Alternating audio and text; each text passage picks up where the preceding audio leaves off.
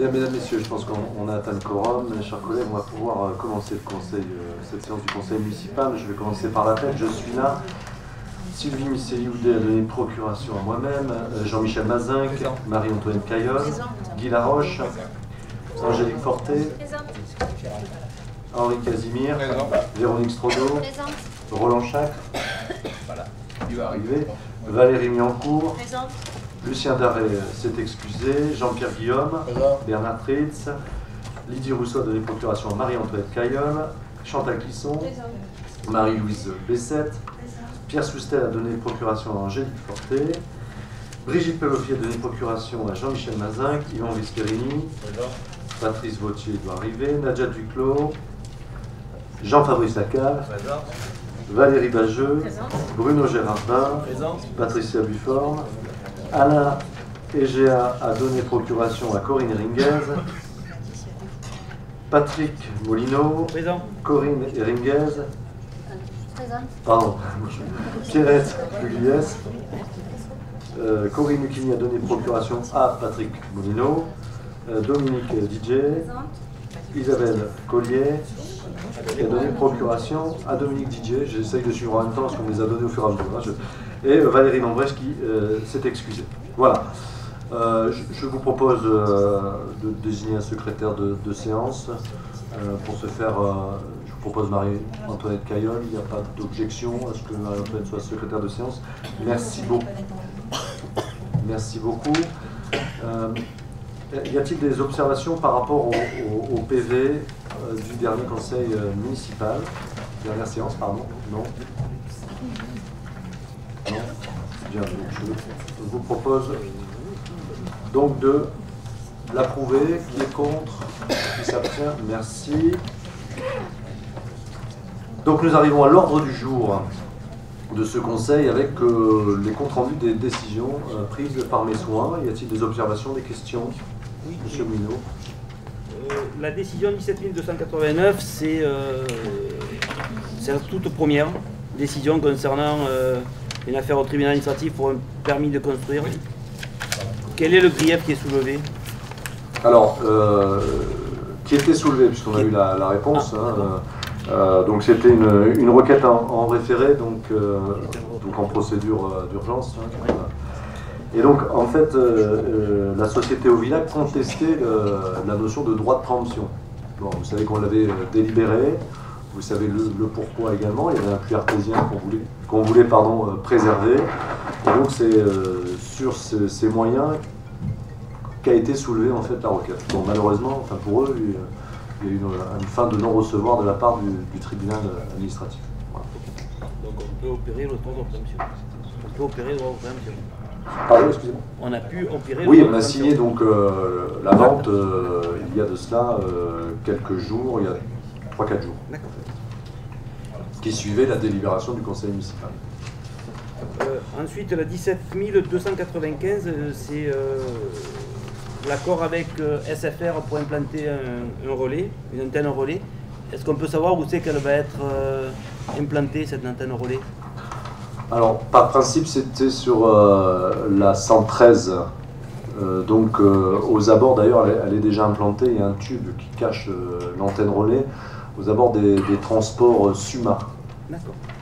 Vous pourrez la voir quand vous passez au niveau des transports SUMA. Vous avez un tube, le même tube en fait qu'il y a sur l'antenne relais au niveau de la quincaillerie aixoise, où il y a même le logo de la ville. D'accord. En fait, c'est le même principe. Même principe.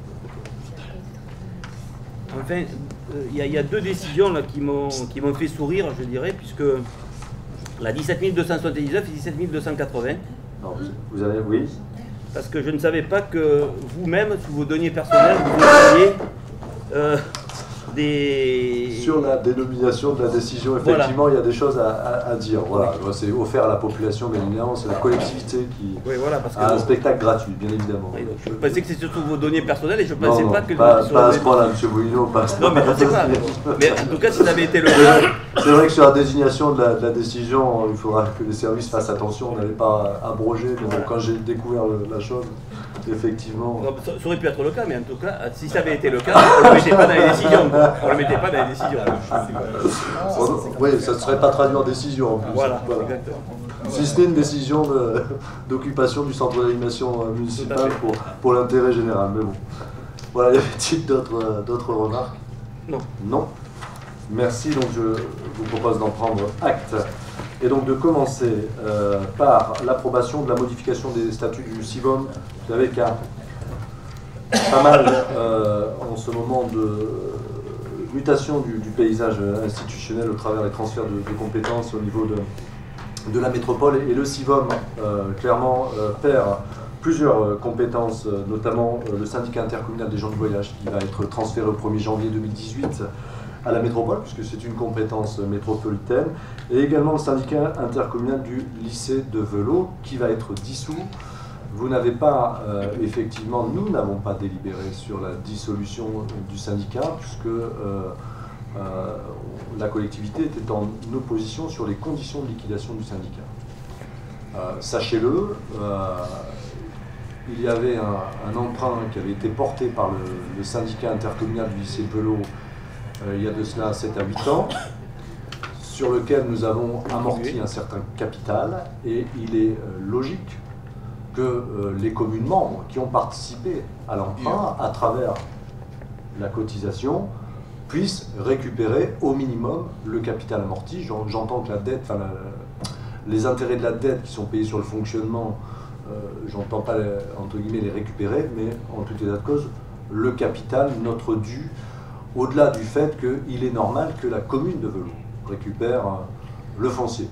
Je rappelle, deuxième élément, que nous ne sommes pas trop gourmands, puisque logiquement, si le préfet, puisque ce sera le préfet qui va liquider le syndicat, si le préfet fait correctement son travail, il doit estimer la valeur vénale du foncier et à partir de là, faire les clés de répartition entre les communes membres. Donc nous n'en sommes pas là, mais je vous tiendrai bien évidemment informé des suites données et de l'arrêté préfectoral qui va régir les conditions de liquidation. Voilà, pour en revenir au CIVOM, effectivement, donc, le CIVOM va se concentrer sur 3 activités essentielles: la gestion du gymnase intercommunal, la gestion des télé à armes et les travaux d'aménagement des bords de l'Arc. Il va aussi changer de siège en tant que tel, puisqu'il sera maintenant l'hôtel de ville de la FA Les Oliviers. C'est la raison pour laquelle il faut modifier les statuts. Est-ce que vous avez des questions, des remarques à ce sujet? Qui est contre? Qui s'abstient? Merci.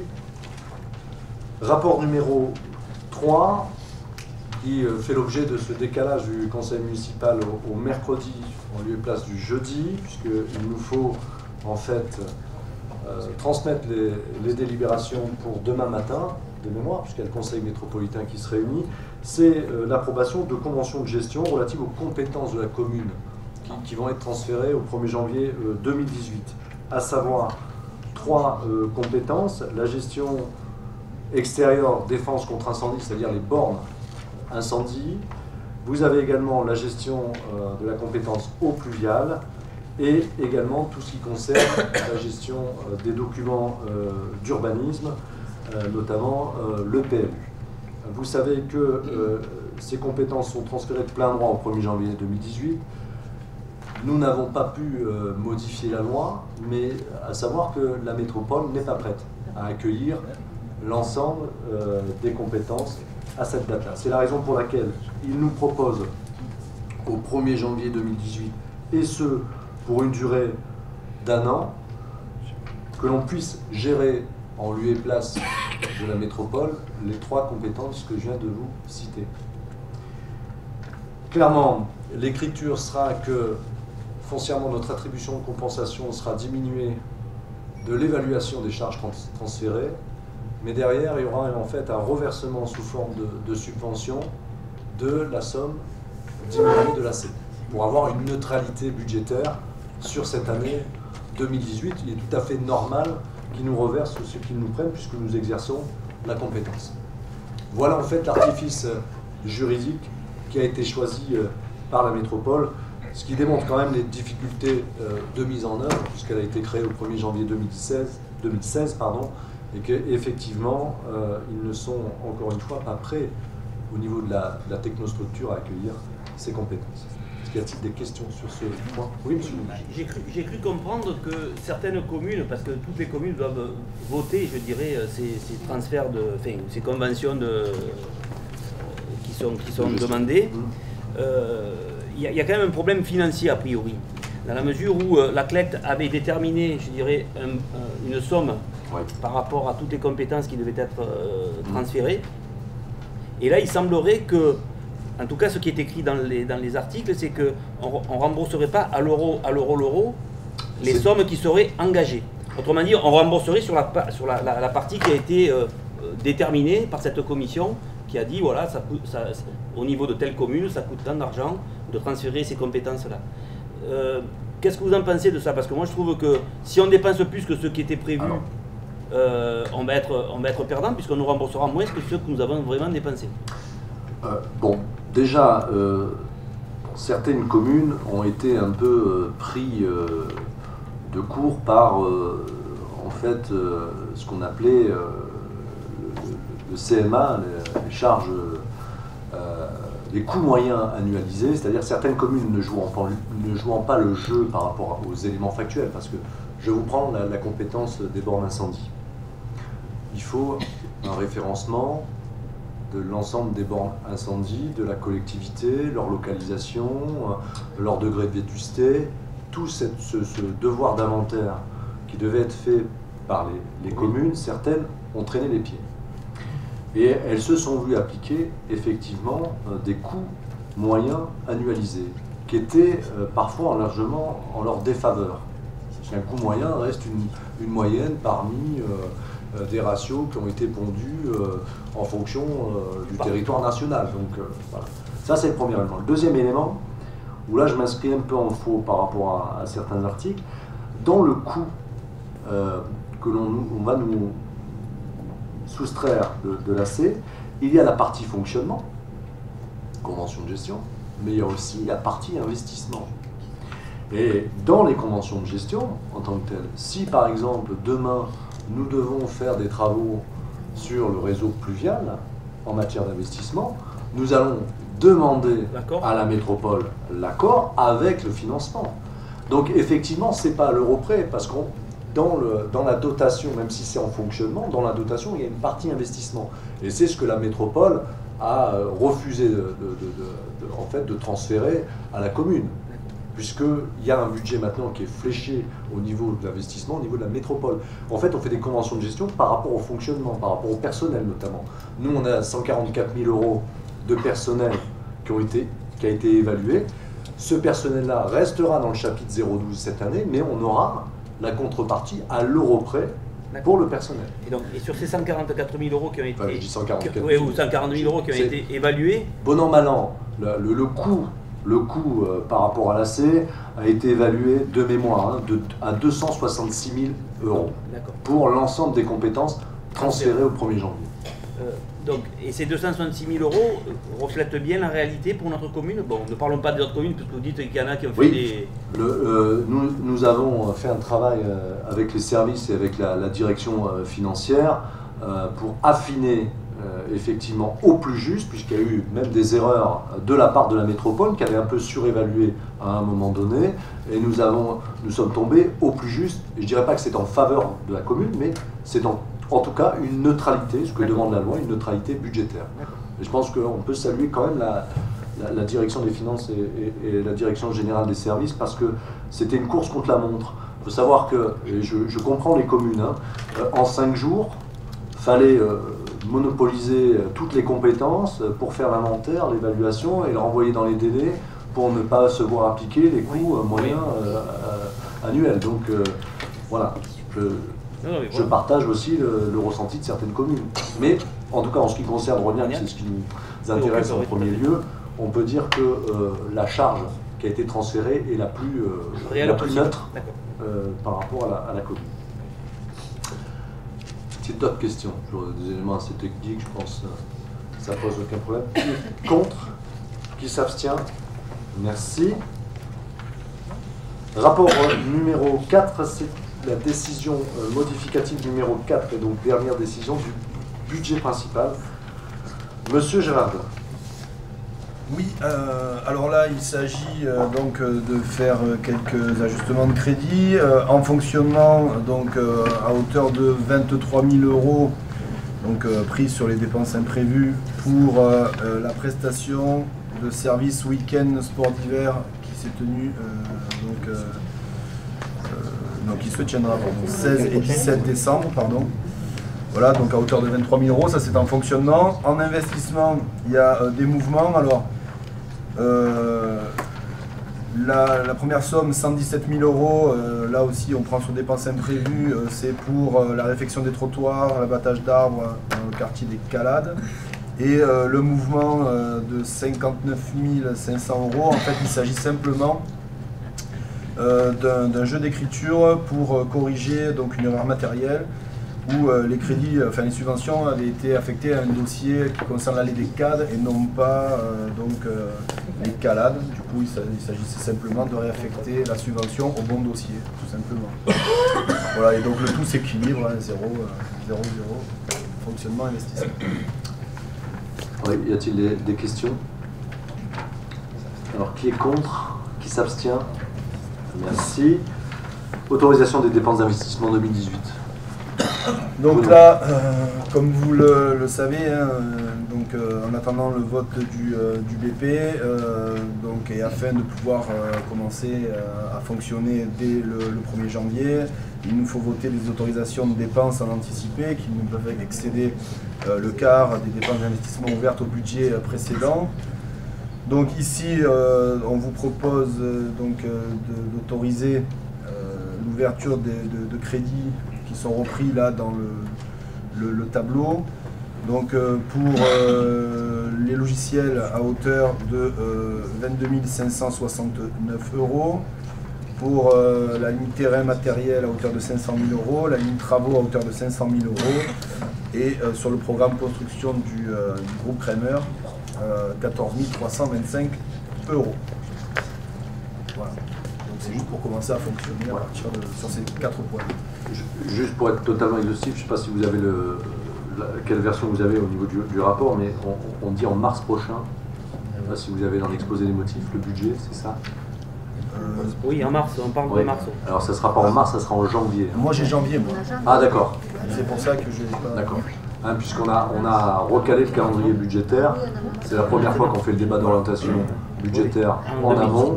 Et le but, pour en tout cas la directrice des finances, c'est de voter le budget début d'année. Bien avant, enfin en décembre l'année prochaine, parce que ces notions d'autorisation de dépenses posent fondamentalement un problème juridique en soi.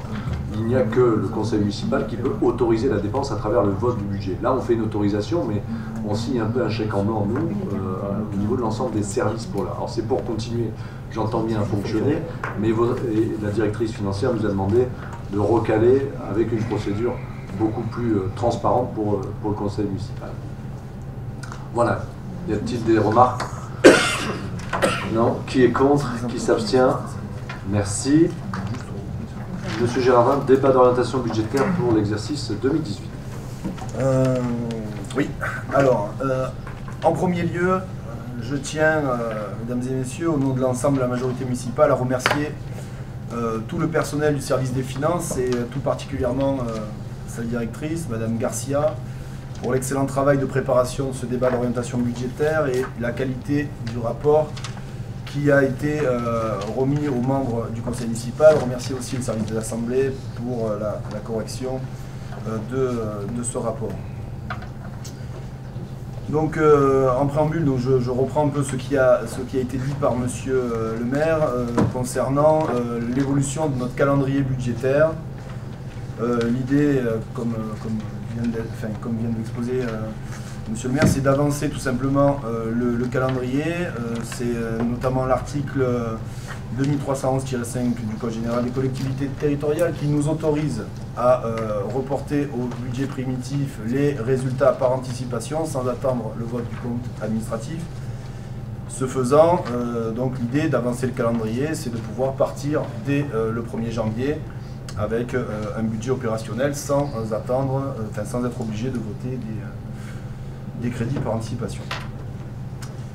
Voilà, donc cette précision étant faite, on va passer au débat. Donc depuis le 6 février 1992, le débat d'orientation budgétaire est une obligation légale pour toutes les communes de plus de 3500 habitants et doit se dérouler dans les 2 mois qui précèdent l'examen du BP. Donc d'une part, il s'agit de transmettre une information générale sur l'évolution de la situation financière de la collectivité aux membres de l'Assemblée délibérante. D'autre part, permettre à cette même Assemblée de discuter des orientations budgétaires préfigurant les priorités qui seront inscrites au budget primitif à venir. Ainsi, à l'occasion du débat d'orientation budgétaire, nos concitoyens, par l'intermédiaire de leurs représentants, élus du conseil municipal, ont la possibilité de questionner la stratégie financière de la commune. Il est utile de rappeler que si le DOB n'a aucun caractère décisionnel et définitif, il doit tout de même faire l'objet d'une délibération prenant acte de sa tenue.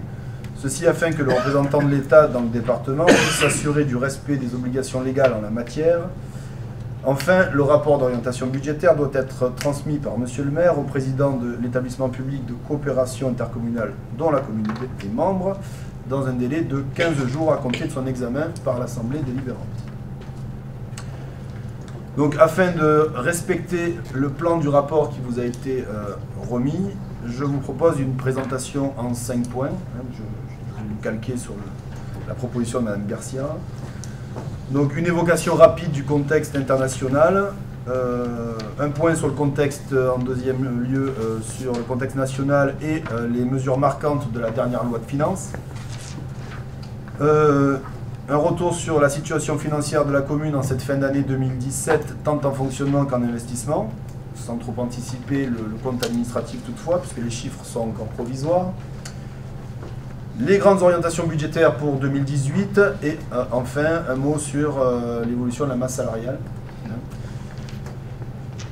Donc, concernant le contexte économique international, en 2016, l'économie mondiale n'a progressé que de 2,2%, soit le taux le plus faible depuis la crise de 2009.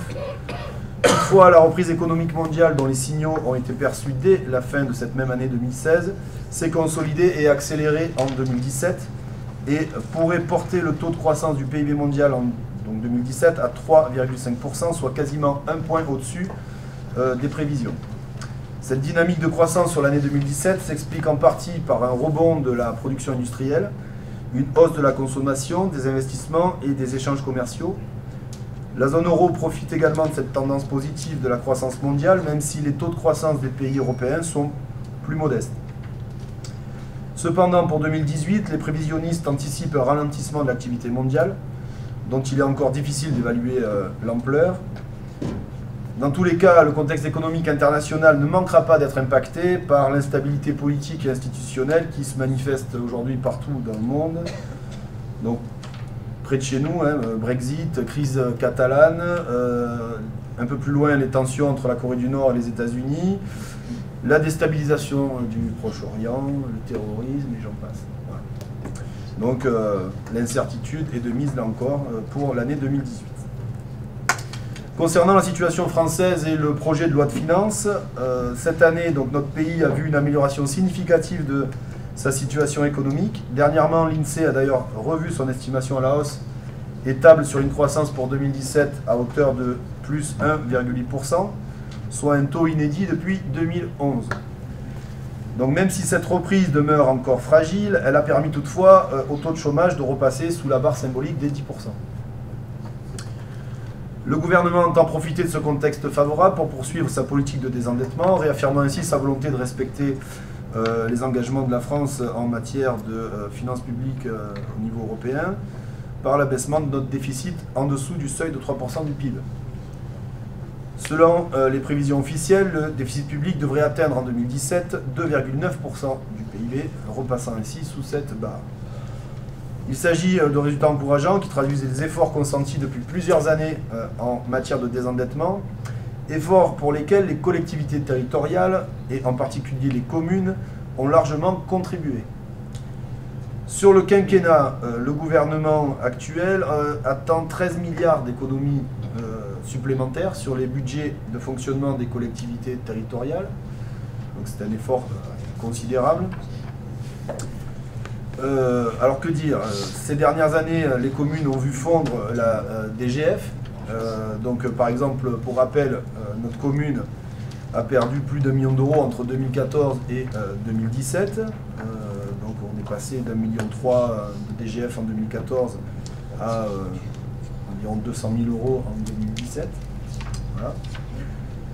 Soit en seulement 4 années, une baisse de quasiment 5% de nos recettes réelles de fonctionnement.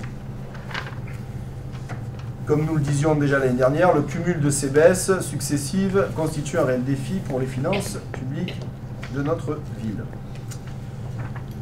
De plus, avec la suppression sur 3 ans de la taxe d'habitation pour 80% des redevables, qui est annoncée dans la loi de finances 2018, on introduit là encore une incertitude sur nos équilibres financiers à venir. Donc la taxe d'habitation, c'est 2,5 millions d'euros pour Rognac, ça pèse. Alors, évidemment, l'État, en même temps qu'annoncer cette mesure, a annoncé la compensation intégrale de ces dégrèvements pendant 3 ans. Et au-delà, nous n'avons pas de visibilité. Alors il y a une réforme fiscale qui est annoncée pour 2019, qui devrait apporter des changements majeurs, mais là encore, il est difficile d'anticiper la teneur et l'impact qu'auront ces changements sur les finances de notre commune. L'autre mesure forte portée par la loi de finances 2018 consiste en la mise en place d'un pilotage annuel et pluriannuel des finances locales. L'État entend ainsi encadrer les collectivités locales et les astreindre à plus de vertu en matière budgétaire et financière. Ceci donc pour atteindre l'objectif de 13 milliards annoncé plus haut. Dans la même veine, l'État prévoit d'instituer dès 2019 une nouvelle règle prudentielle mettant en place un suivi spécifique du ratio d'endettement des collectivités. Mais sur ce point, nos concitoyens peuvent dormir tranquilles, notre commune n'est pas endettée et nous veillerons à ce qu'elle le reste. En tout cas, c'est les efforts que nous conduisons pour ça. Enfin, parallèlement à ces mesures d'économie et d'encadrement des dépenses de fonctionnement, les collectivités devraient bénéficier quand même à hauteur de 10 milliards d'euros du grand plan d'investissement lancé par le gouvernement en septembre 2017. Donc, le grand plan d'investissement, c'est 57 milliards d'euros et 10 milliards d'euros fléchés vers les collectivités territoriales. Donc, 4 grandes priorités ont été retenues, la transition écologique, les compétences et l'emploi, l'innovation et la compétitivité, et enfin, l'État à l'ère du numérique. Donc l'idée, c'est d'être, nous, vigilants sur les appels à projets qui ne manqueront pas d'être adressés aux communes, et dans le cadre de ce plan, essayer, comme on s'efforce de le faire auprès de nos partenaires institutionnels, de saisir toutes les opportunités de financement qui pourront s'offrir à nous, pour nos investissements. Donc maintenant, on passe au point 3, un point sur l'analyse de la situation financière de la commune pour l'année 2017. Donc il convient de préciser, avant de débuter, que les chiffres ne sont pas définitifs. Il s'agit d'évaluations qui sont plutôt proches du réel, mais qui restent toutefois prévisionnelles. En fonctionnement, au niveau, dans un premier temps, des dépenses, pour le chapitre 011, charges à caractère général. Au BP 2017, les crédits affectés à ce chapitre s'élevaient à quasiment 6 200 000 euros. Grâce aux efforts de l'ensemble des services donc pour réaliser des économies, nos dépenses réelles sur le 011 ne dépasseront pas 5 100 000. Vous pouvez voir le chiffre qui est reproduit dans le tableau en page 8 et qui est une estimation haute des dépenses. Donc ça veut dire, au pire, on table sur 5,1 millions sur ce chapitre-là. Donc là encore, il faut souligner les efforts des services qui ont permis de réaliser cette modération sur les dépenses à caractère général. Et ça nous a notamment permis d'absorber les coûts de fonctionnement des nouvelles infrastructures inaugurées en 2017, notamment les infrastructures nouvelles au niveau du sportif, les cours de tennis, la salle de boxe par exemple, et faire aussi un apport qualitatif au programme des festivités de fin d'année. Voilà. Donc ça a permis d'absorber ces dépenses. Les prévisions d'évolution sur 4 ans des charges à caractère général s'établissent à plus 8,22% sur 4 ans. Voilà, c'est un peu l'évolution qu'on mesure, là où en moyenne, pour les autres communes comparables, l'évolution s'établit plutôt entre 10 et 12%. Donc, voilà, de gros efforts sont réalisés sur la maîtrise de ce chapitre. Concernant le chapitre 012, donc le chapitre le plus important, les charges de personnel, donc conformément à nos engagements et à la nécessité de dégager des marges de manœuvre, la masse salariale a été ramenée sous la barre symbolique des 10 millions d'euros. En 4 ans, les charges de personnel ont diminué d'environ 4%. Et l'idée, d'ici à la fin du mandat, avec donc le versement de certains personnels à la métropole dans le cadre des transferts de compétences, mais aussi avec le rajeunissement de la pyramide des âges, on espère arriver au bout du présent mandat à stabiliser la masse salariale autour de 9 300 000 euros. Voilà. Concernant les chapitres 65-67, donc autres charges de gestion courante et charges exceptionnelles, donc là c'est des chapitres qui sont en baisse sur 2017. Nous l'espérons, ils devraient encore baisser en 2018, puisque nous finirons notamment de payer les indemnités liées aux procédures juridiques associées au CAM, au problème qu'il y a eu au CAM. Mais là, ce sont des chapitres qui, par définition, sont assez difficiles à évaluer. Enfin, chapitre 014, la pénalité SRU. Donc notre commune est particulièrement touchée par cette pénalité qui a augmenté de 65% depuis 2015, passant de 180 000 euros à 520 000 euros. Toutefois, au regard du projet de résidence intergénérationnelle qui pèse quand même 80 logements, nous prévoyons, enfin en tout cas nous espérons, puisque nous en avons fait la demande auprès du préfet, que notre constat de carence en logement sera révisé et qu'on devrait avoir donc, nous espérons, une bonne nouvelle pour nous permettre de rabaisser notre pénalité de 50% et la ramener à 260 000 euros, si ce programme est pris en compte et intégré dans le calcul. Donc pour l'heure, on n'a pas encore la réponse, la décision. Alors, au niveau des recettes en fonctionnement, les recettes liées aux prestations de services à destination des usagers sont en constante augmentation depuis 2014. Comme on peut le voir sur le graphique en page 10, sur l'année 2017, notre prévision s'élève à 1 350 000 euros, soit sensiblement les mêmes recettes qu'en 2016. Toutefois, ce chiffre est encore provisoire et conformément à notre ligne de conduite, il est le résultat d'une évaluation prudente. Le chiffre définitif devrait être légèrement supérieur et donc l'évolution positive de ces recettes s'explique essentiellement par un élargissement de l'offre de services et l'augmentation de la fréquentation des structures communales. Nos recettes fiscales, quant à elles, sont stabilisées à un peu plus de 16 millions d'euros. L'évolution de la fiscalité directe est liée principalement à l'évolution des bases, puisque cela fait plus de 15 ans que les taux d'imposition communaux n'ont pas bougé. Donc c'est un engagement que nous avons pris et que nous tiendrons. Concernant nos recettes fiscales, nous devrions avoir une lisibilité, donc, comme je l'expliquais tout à l'heure, sur 3 ans, puisque par rapport à la taxe d'habitation. Et puis après, il faudra voir ce qu'il ressort de la réforme annoncée de 2019. Au niveau, cette fois, des recettes liées à la fiscalité reversée, le montant de l'attribution de compensation s'élève à 8 700 000 euros.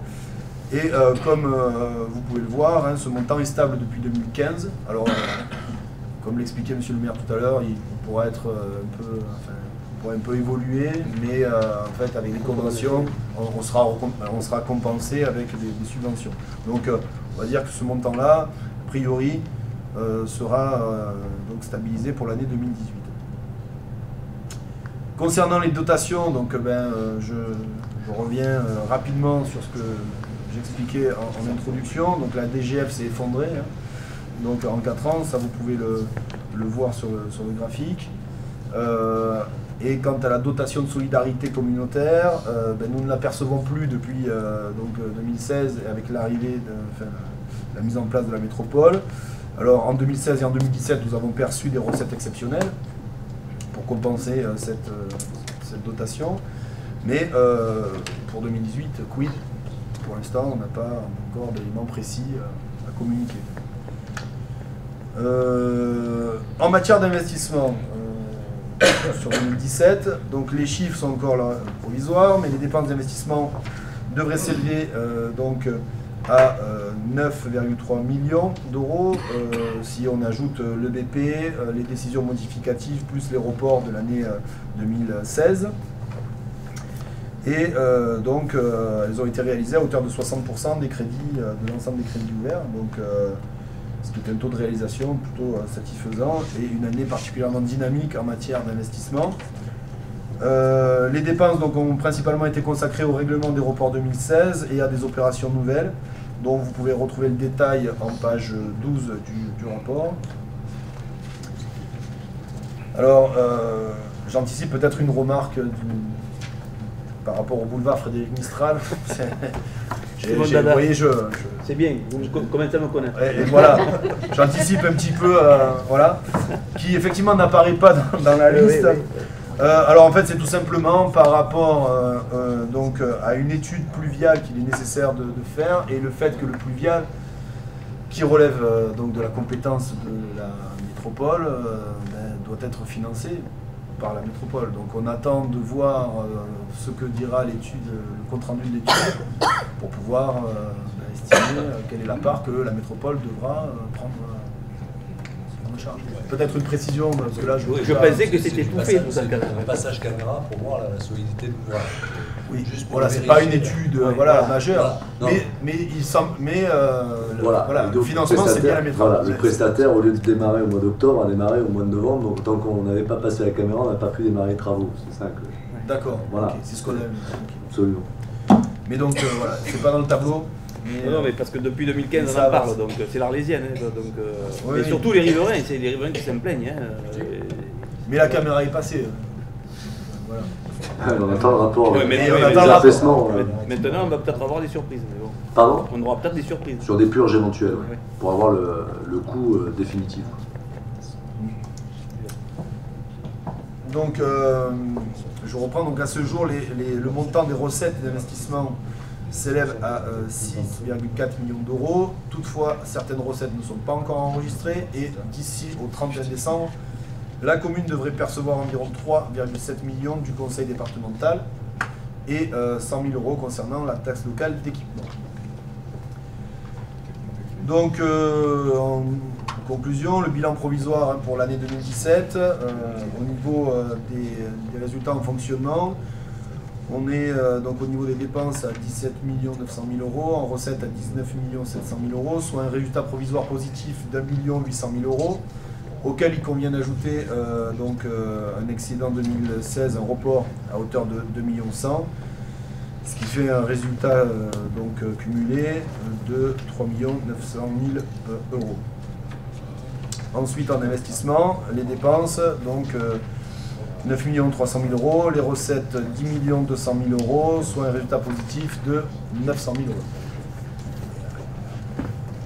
Concernant maintenant le cinquième point, les principales orientations budgétaires pour l'année 2018. Donc dans la droite ligne de l'exercice 2017, notre stratégie budgétaire pour l'année à venir s'inscrira dans une politique de gestion responsable, donc caractérisée par une maîtrise des dépenses, tant en fonctionnement qu'en investissement. Pour autant, ce n'est pas pour nous synonyme de renoncement d'immobilité, notamment en matière d'investissement. On continue à œuvrer pour dynamiser notre commune.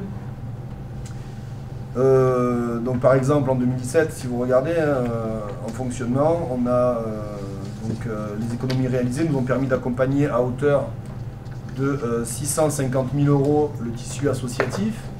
C'était un engagement qu'on avait pris, hein, puisqu'on était sur 600 000 euros en 2016. On avait annoncé que le tissu associatif, qui est un élément fondamental du dynamisme de notre commune, serait soutenu et donc ne serait pas impacté par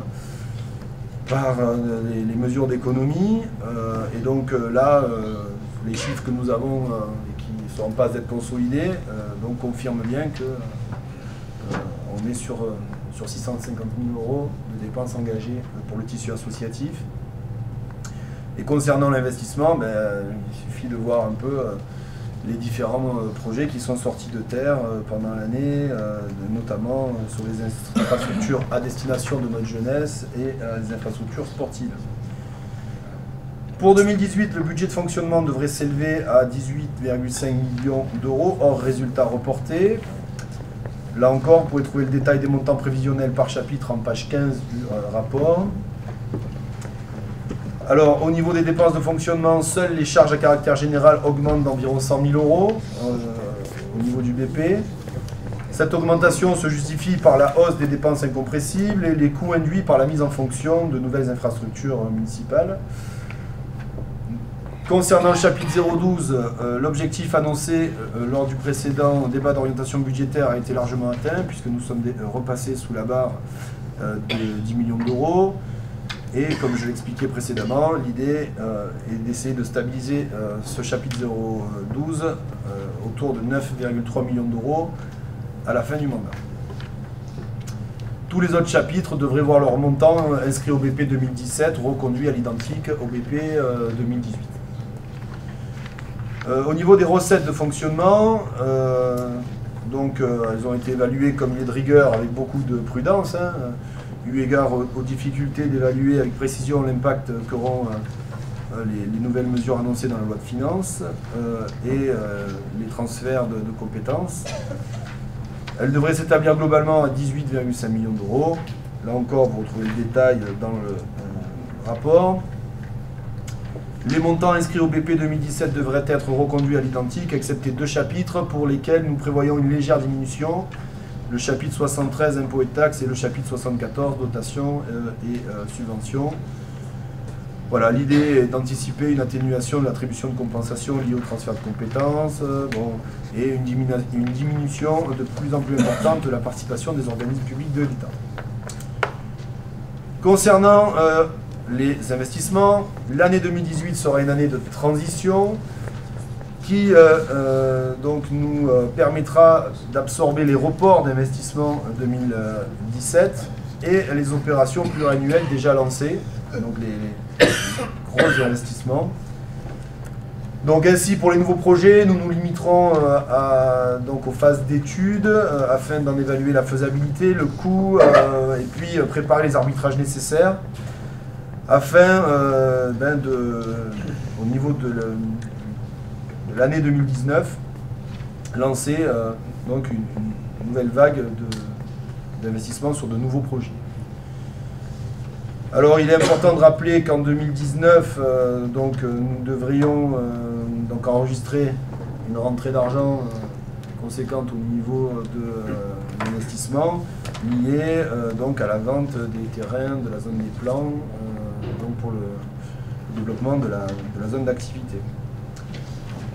Et donc ça nous permettra donc, comme j'expliquais, de relancer en 2019 les investissements. Donc le point sur l'évolution maintenant enfin des effectifs et des dépenses de personnel. En 2017, l'effectif est de 246 agents, dont 13 sont non titulaires. Au 1er décembre 2016, la répartition catégorielle des effectifs stagiaires et titulaires était la suivante. Donc 5 agents de catégorie A, 26 de catégorie B, 217 de catégorie C. Le personnel comptait donc au 31/12/2016 167 femmes et 81 hommes. Notre politique en matière de ressources humaines est dictée par la recherche d'une efficacité organisationnelle afin que le service rendu à la population soit optimisé, mais également par un principe de responsabilité qui consiste à intégrer dans nos choix les contraintes qui pèsent sur les finances publiques.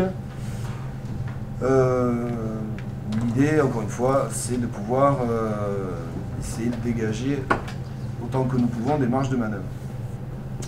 Pour conclure sur ce point, dans les 5 ans qui viennent, nous allons continuer donc à bénéficier de l'effet de Noria, relatif au rajeunissement de la pyramide des âges dont je parlais tout à l'heure, qui a un effet mécanique sur la masse salariale. Et puis, voilà, redire que si on regarde la pyramide des âges en page 18, on s'aperçoit que autour d'un quart des personnels vont être concernés par le départ à la retraite dans les 5 ans qui viennent. Voilà. Donc, en conclusion, nous entendons assumer toute la responsabilité qui nous incombe en tant que majorité et maintenir le cap fixé depuis le début du mandat. Pas d'augmentation de la fiscalité, maintien d'une politique d'investissement dynamique sans recours à l'emprunt, grâce à la préservation de notre capacité d'autofinancement et à la recherche systématique de financement auprès des partenaires institutionnels, au premier rang desquels le conseil départemental. Ceci passe nécessairement par la stabilisation des dépenses de fonctionnement, par la maîtrise des charges à caractère général notamment, et le pilotage strict de l'évolution de la masse salariale. Enfin, nous souhaitons développer au niveau des investissements la programmation pluriannuelle, donc pour une planification plus rigoureuse encore.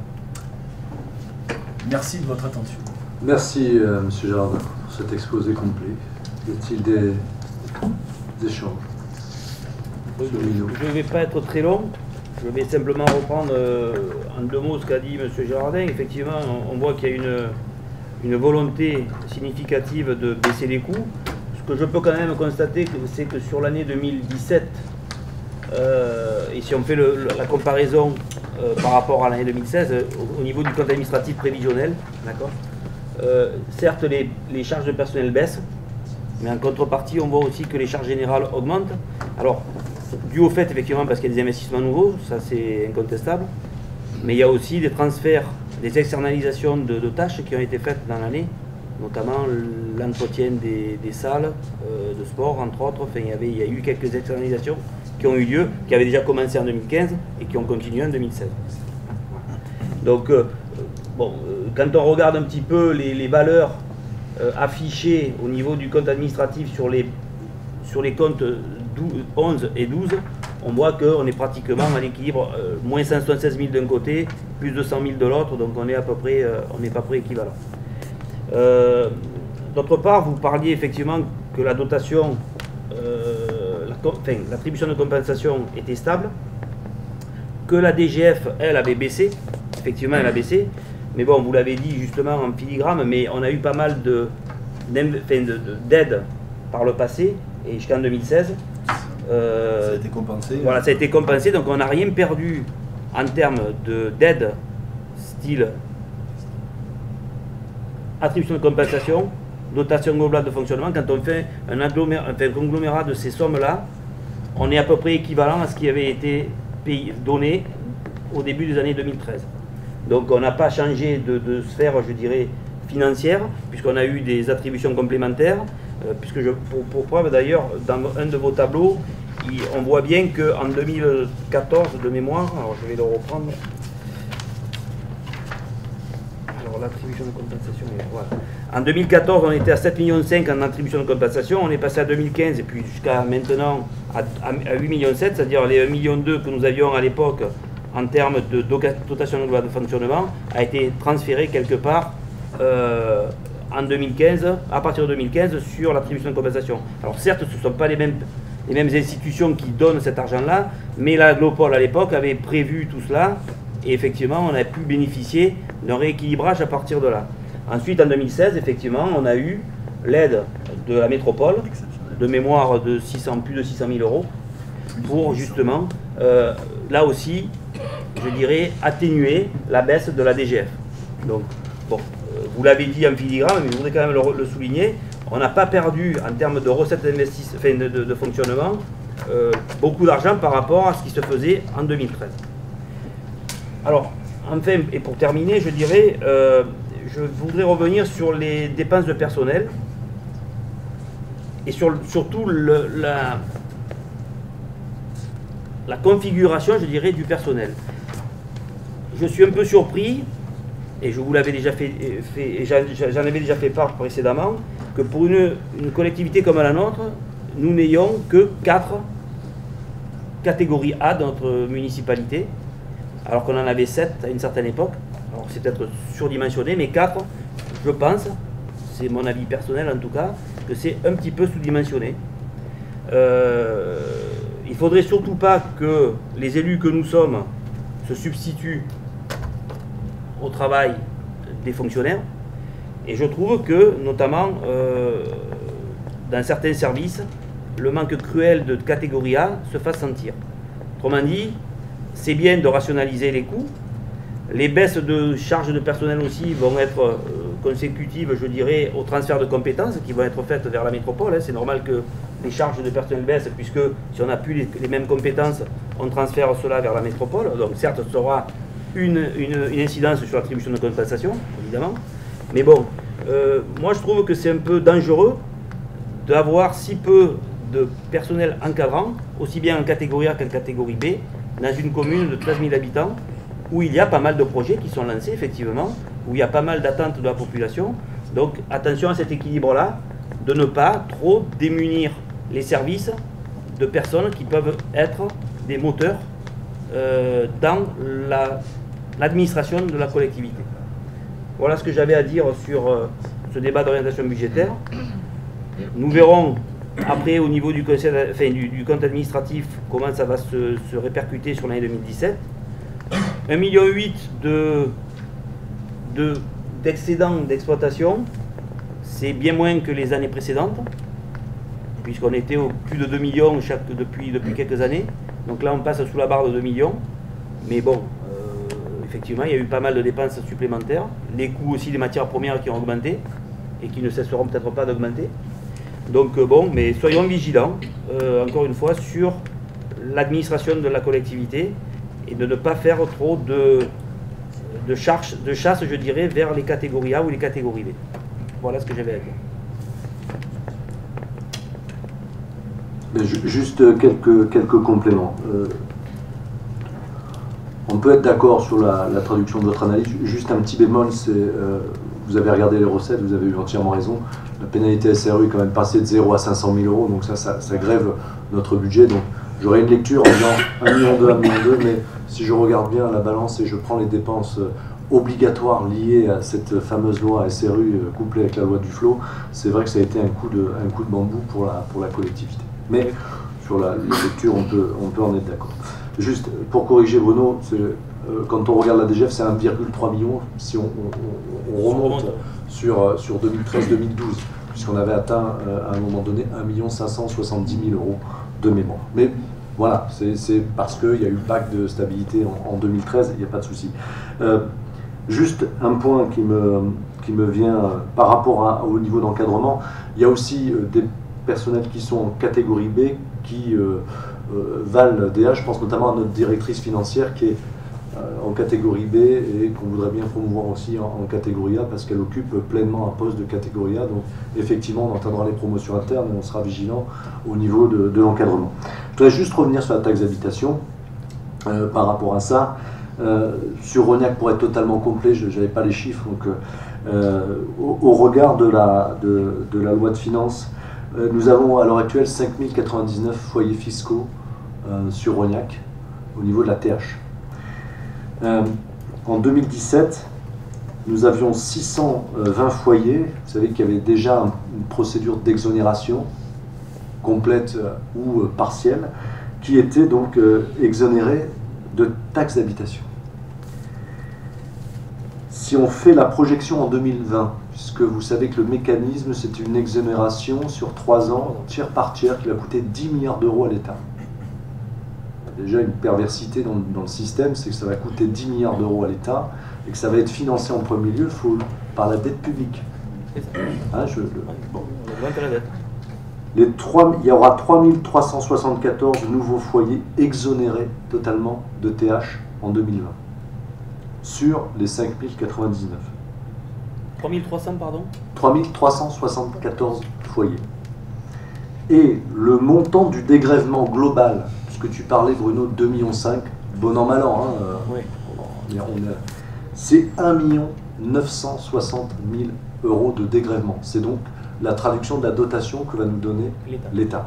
Si on compare, je ne vais pas faire Madame Soleil, mais si on compare l'origine de la dotation globale de fonctionnement, qui était pour compenser des services déconcentrés ou décentralisés au niveau des communes, on est au même niveau. C'est-à-dire qu'il y aura potentiellement une marge pour l'État de rogner.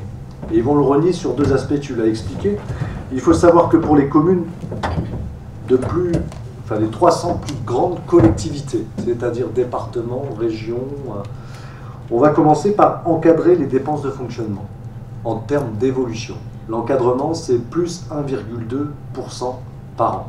Ça sera sous forme de contractualisation avec l'État, puisque vous savez qu'il y a le principe de libre administration des collectivités, et si on ne passe pas sous forme de contractualisation, à ce moment-là, on ne peut pas imposer aux collectivités de maîtriser ces dépenses de fonctionnement.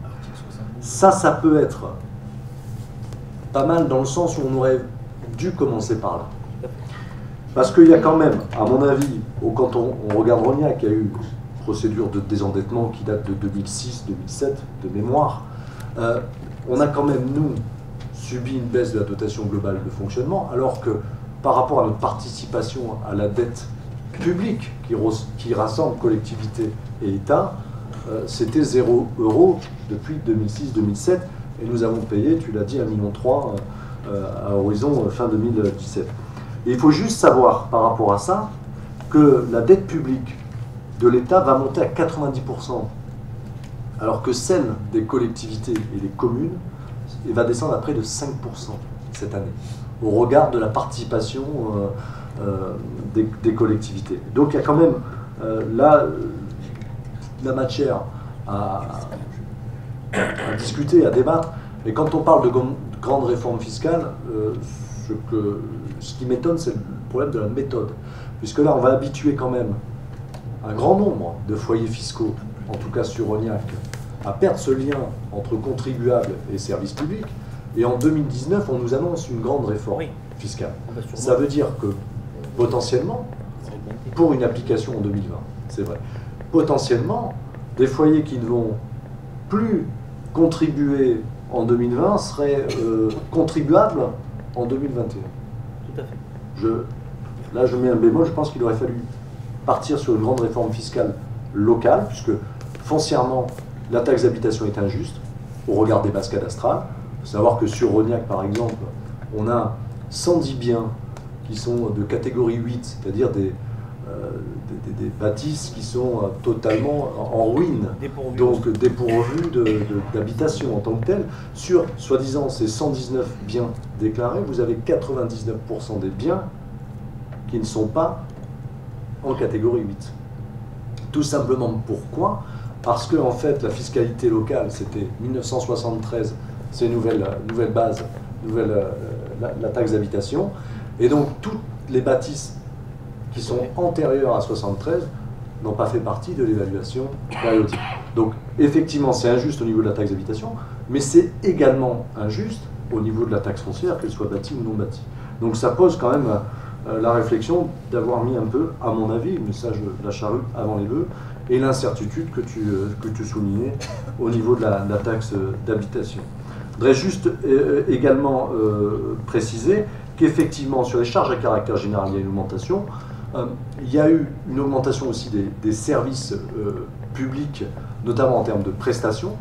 Quand on encadre la pause méridienne, quand on démarre à 7h plutôt que 7h30 la garderie périscolaire, et quand on accueille 220 ou 240 enfants en lieu et place des 130 qui étaient habituellement, effectivement, il y a plus d'animateurs, et vous l'avez vu en commission d'appel d'offres, le montant global du marché jeunesse a une enveloppe de 900 000 ou près d'un million d'euros. Donc c'est 300 000 € en plus, mais il faut aussi saluer et reconnaître qu'il y a eu un effort de la part des services, parce que si on prenait le seuil maxi de chaque marché, que ce soit une externalisation ou autre, l'estimation a été faite à 6 200 000 €. Voilà.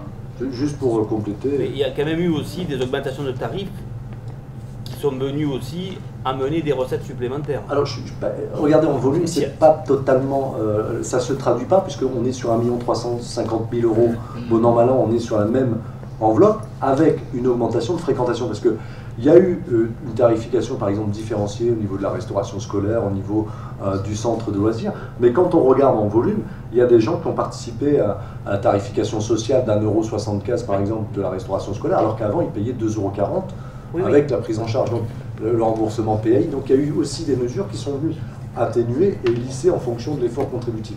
Donc bon an, mal an, en volume, ça ne se voit pas, parce qu'au regard de l'augmentation, on parlait des structures jeunesse, par exemple, 130 220 gamins, et forcément il y a une augmentation des recettes, mais c'est lié aussi à l'augmentation de fréquentation. Et l'amplitude horaire, je viens de... D'ailleurs, sur le tableau, j'ai simplement remarqué une petite chose, il y avait une petite erreur sur un des tableaux, notamment page 9 du rapport. C'est possible. Il y avait prestation des usagers, justement la prévision de CA 2017, c'est 1 350 000. Oui, il y a un delta et 1 350 000. Et 1 370 000 dessous. Oui, oui, il y a eu un report. Bon. Alors, bon, il faut quand même saluer l'effort des services parce que ils ont fait ça sous l'impulsion de Mme Garcia qui a vraiment voulu faire le débat d'orientation budgétaire avant 2018 et avec les difficultés qu'on peut connaître pour la directrice financière. Voilà. Il n'y a pas d'autres observations sur le débat, donc je vous demande d'en prendre acte puisqu'on ne vote pas un débat d'orientation budgétaire. Bruno, rapport numéro 7, c'est l'admission en non-valeur pour l'année 2017. Tout à fait. Donc, un certain nombre de titres de recettes émis sur plusieurs exercices n'ont pu être recouvrés malgré les poursuites engagées par le Trésor public, compte tenu notamment de l'insolvabilité des débiteurs, de leur disparition, des poursuites infructueuses. Le comptable public demande l'admission en non-valeur de 66 titres pour un montant total de 5 021,25 €. Donc en fait, 66 titres, c'est une accumulation de tout un tas de petites sommes. Donc voilà, on vous demande d'admettre cette somme en non-valeur, sachant que l'admission en non-valeur ne met pas pour autant un terme aux poursuites. On peut continuer à poursuivre, à essayer de récupérer les sommes, mais là, il s'agit simplement de constater comptablement cette perte de recettes. Dans quel domaine c'est Alors, on va être totalement exhaustif. En fait, quand on parle d'admission en non-valeur sur 2017, il y a eu un gros travail de la direction financière avec le Trésor public. C'est des titres qui avaient été émis 2011, 2013, 2014, 2015, 2016. Donc on a en fait soldé l'antériorité des impayés. Effectivement, les procédures de recouvrement pour les montants qui sont significatifs, puisqu'il y a un montant au-delà de 15 €, je crois, de mémoire, ils ne poursuivent plus, en dessous, pardon, en dessous de 15 €. Bon an, mal an, c'est sur les produits de service, c'est-à-dire la cantine. Voilà, tout ce qui est service public, service de proximité. On a très peu de droits de place sur le marché, puisque ça avait été soldé. Et on a bon an, mal an, 53 titres de recettes qui sont supérieurs ou égales à 100 € et 13 pièces qui sont supérieures ou égales à 1 000 €, donc 2800.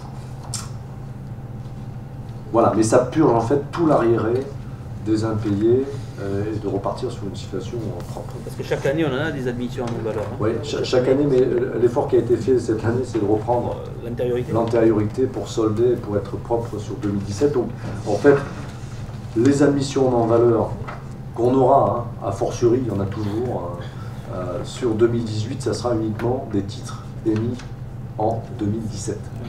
Hein. Voilà. A-t-il d'autres questions? Qui? Oui, Non, je disais, quand on rapporte ça au budget communal, c'est à la marge. C'est bon. C'est quand même. Mais bon, chaque année, il y en a. Et il y a quand même une maîtrise après, c'est vrai que ça fait des sommes assez importantes. Si on cumulait tout ça, cumuler 10, 15, des fois c'est même 0,05 €. Alors ça, c'est. Voilà, ça fait un titre. Mais, et ça relance. C'est une coquille. Voilà, on va passer au vote. Qui est contre? Qui s'abstient? Merci. Vote des subventions exceptionnelles, Bruno. Oui, donc comme chaque année, la commune attribue aux associations des aides financières pour les accompagner dans la réalisation de leurs projets. Il est rappelé aux membres du conseil municipal que les dossiers de demande de subvention exceptionnelle peuvent être déposés à tout moment de l'année et sont examinés conformément au règlement d'attribution et versement des aides aux associations. Donc là, il y a 3 dossiers qui vous sont proposés. Donc l'association Atlas pour un montant de 238 €. Donc ça, c'est des dépenses imprévues donc liées à de la location de matériel scénique pour la prestation lors des festivités du 14 juillet 2017. L'ensemble avant du Lacidon qui s'est vu attribuer, donc en tout cas on propose l'attribution de 2000 € pour la 8e édition de Solistes et Concerto qui a eu lieu à l'église Saint-Jacques de Rognac le dimanche 12 novembre 2017. Et enfin, l'association Coupo Santo pour le spectacle Crèche Vivante qui s'est tenu récemment, donc à hauteur de 1 300 €. Oui, juste. Pardon, tu as terminé? C'est tout là, hein, j'ai rien de plus à dire. Oui. Non, parce que on va corriger si on peut se permettre la formulation, non pas les montants, mais c'est par rapport à la subvention de Nostamar. Quand on... Nostamar, oui. Ah, ben moi j'ai une version où j'ai pas intégré Nostamar, j'ai que truc. Alors, pardon, c'est pour ça que je... D'accord, j'ai pas eu la dernière version. Oui, 7 834 €, c'est ce qu'on disait en commission des finances, 7 834 €. J'espère que tout le monde a la bonne version. Oui, oui, tout à fait. À ce niveau-là. Il est marqué édition de 750 exemples. Alors, il faut exemplaire, vous l'avez compris, mais c'est pas ça. Pour la commune de Rognac, non. C'est pas pour les 750 exemplaires, ne sont pas pour la commune de Rognac. On ne fait pas travailler une association avec un imprimeur pour que on puisse avoir des ouvrages. Sinon, on passe par le budget municipal. Donc, en fait, et donc des marchés publics. Hein. En fait, en tant que tel, il s'agit effectivement d'édition de 750 exemplaires et il y a une partie qui est minime qui va être donnée aux écoliers par l'association Nostamar et également une partie pour les nouveaux arrivants quand on les recevra. Hein, qu'on soit bien d'accord parce que donc on va changer la formulation dans la délibération pour que ça passe au contrôle de légalité parce que là il y en a qui peuvent s'inquiéter du flux quoi. Désolé Bruno mais c'est parce que je l'ai... Non mais moi je l'avais pas parce que j'ai pas reçu la version. Y a-t-il... En commission des finances on l'a évoqué effectivement mais on avait travaillé là-dessus. Y a-t-il des remarques par rapport aux subventions? Qui est contre, qui s'abstient? Merci. Recrutement de 2 agents contractuels sur un emploi non permanent pour faire face à un besoin lié à un accroissement saisonnier d'activité. Madame Misselli. Alors, effectivement, comme chaque année, la collectivité, mais par rapport à l'INSEE et les données, effectue ce qu'on appelle le recensement. C'est pour ça qu'on a besoin pour cela de recruter 2 agents contractuels au grade d'adjoint administratif pour faire face à ce besoin qui est lié à un accroissement saisonnier d'activité, recensement pour la période prévisionnelle du 2 janvier au 26 février 2018, qui est bien sûr la période du déroulement du recensement au sein de notre commune. Ces agents assureront des fonctions d'agents recenseurs à temps complet pour une durée hebdomadaire de 35 heures. De préciser que les rémunérations seront calculées bien évidemment sur la base de traitement indiciaire d'un adjoint administratif classé au premier échelon et de dire que les crédits nécessaires seront inscrits au budget communal chapitre 012. Voilà ce qu'on porte en délibération ce soir. Y a-t-il des remarques? Qui est contre? Qui s'abstient? Merci. Protection fonctionnelle et juridique. Madame Misselli. Alors, bien évidemment, j'allais dire le fait que nos agents aient un contact public, il est nécessaire de les protéger. C'est pour ça que sur ce rapport, sur cette protection fonctionnelle et juridique, on vous demande d'accorder la protection aux élus et aux agents titulaires, stagiaires et contractuels de la commune dans l'exercice de leur mission. Tout le monde sait très bien qu'aujourd'hui, au vu du contexte et de la société qui est assez procédurière, c'est nécessaire de le délibérer. Y a-t-il des remarques, des questions? Qui est contre? Qui s'abstient? Merci. Mise à disposition de personnel auprès du CCAS, Madame Misselli.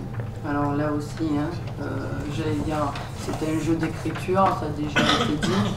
Vous savez que nous mettons à disposition, à titre gracieux, au Centre communal d'action sociale à compter du 1er janvier 2018 et pour une durée de 3 ans, un attaché titulaire à raison de 70% de son temps de travail. Donc c'est d'accepter la mise à disposition à titre gracieux au Centre d'action sociale à compter du... Oh, on me l'a mis 2 fois là aussi. d'un adjoint administratif principal de première classe titulaire à raison d'un temps complet, donc un 100%, et d'un adjoint administratif principal de deuxième classe titulaire aussi à temps complet, 100% de travail. Et on vous a précisé que l'intéressé était en formation du 2 octobre 2017 au 31/12/2017. De ce fait, ce qu'on nous demande de délibérer, c'est d'autoriser M. le maire à signer les conventions qui sont annexées, en précisant que la mise à disposition sera formalisée bien évidemment par un arrêté individuel pour chaque agent. Procédure habituelle. Merci. Y a-t-il des questions? Non. Qui est contre? Qui s'abstient? Merci. Approbation d'un prêt à usage avec M. Alain Robaldo au niveau de la terre communale agricole 6 des plans. M. Guillaume. Oui, nous avions réalisé un prêt à usage à M. Robaldo il y a quelques années. Aujourd'hui, il s'agit de le reconduire en modifiant, puisqu'il y a des terrains qui ont été cédés, donc il faut sortir les terrains qui ont été cédés et garder que les terrains qui sont sont prêts à usage à la commune. Voilà. Donc je vous propose de reconduire ce prêt à usage des parcelles agricoles dont vous avez la liste là, avec les sections, les numéros et les superficies. Y a-t-il des questions? Qui est contre? Qui s'abstient? Merci. Désaffectation et déclassement, puis vente d'un local poubelle contigu à la parcelle cadastrée, section AP numéro 52, 6, avenue Georges Brassens, à M. Julien Mastrap. M. Guillaume. Oui, nous avons été sollicités par M. Mastrap pour l'acquisition d'un petit bout de terrain contigu à sa propriété. Nous avons déjà réalisé plusieurs sessions similaires sur l'ensemble de la commune. Ce terrain est une superficie de 18,85 m et l'estimation des domaines est de 212,20 € le mètre carré. Donc je vous propose de désaffecter et déplacement dans le domaine privé pour pouvoir le céder donc, aux riverains qui souhaitent l'acquérir. Ça fait cher le mètre carré quand même. C'est en zone constructive. Oui, tout à fait. Voilà. Y a-t-il des remarques? Non. Qui est contre? Qui s'abstient? Merci. Rapport numéro 14. Acquisition de la parcelle cadastrée, section BI numéro 133, 6, 101 boulevard Jean Jaurès, à Madame Suzanne Bardonanche. Madame Majeux, c'est à vous. Oui. Alors, le 101 boulevard Jean Jaurès, évidemment, c'est la droguerie de Madame Suzanne Bardonanche. Je rappelle que Madame Bardonanche a cessé son activité donc à la fin septembre. Donc, Madame Bardonanche et la commune donc, se sont rencontrés donc, le 9 novembre et Madame Bardonanche donc, a proposé donc, la cession donc, de son bâtiment. Je vous rappelle quand même que le bâtiment, donc c'était une droguerie, mais qu'avant cela, c'était une école communale, donc au rez-de-chaussée, et qu'il y avait des appartements donc au-dessus. Madame Bardonanche donc a toujours en fait laissé le bâtiment en l'état, ce qui est très très important, puisque ce bâtiment donc a été transmis en l'état par ses parents et qu'elle a toujours donc voulu le conserver comme tel. Ce bien s'inscrit donc dans le patrimoine communal, bien évidemment, et à ce titre, donc il sera protégé donc par la commune. Par courrier donc, du 22 novembre 2017, Madame Bardonanche a proposé donc, à la commune de lui céder donc, cette parcelle cadastrée BI numéro 133 d'une superficie de 279 m² au prix de 320 000 €. La commune en a donc accepté le prix par un écrit en date du 23 novembre de la même année afin d'acquérir donc, ce foncier au prix donc, de 320 000 €. Comme le prévoit l'article L 2241-1 du Code général des collectivités territoriales, le service des domaines a bien été évidemment consulté le 10 novembre de cette même année dans le cadre de l'acquisition d'un bien immobilier de la commune. Vu l'avis de la commission des finances, bien évidemment, en date du 6 décembre. Donc après en avoir délibéré, il est proposé donc au conseil municipal d'approuver l'acquisition de cette petite parcelle, donc pour un montant de 320 000 € au profit de Madame Bardonanche, d'autoriser Monsieur le maire donc à signer les actes et les documents à intervenir, et de dire que l'acte de mutation et les frais de notaire seront à la charge de la commune.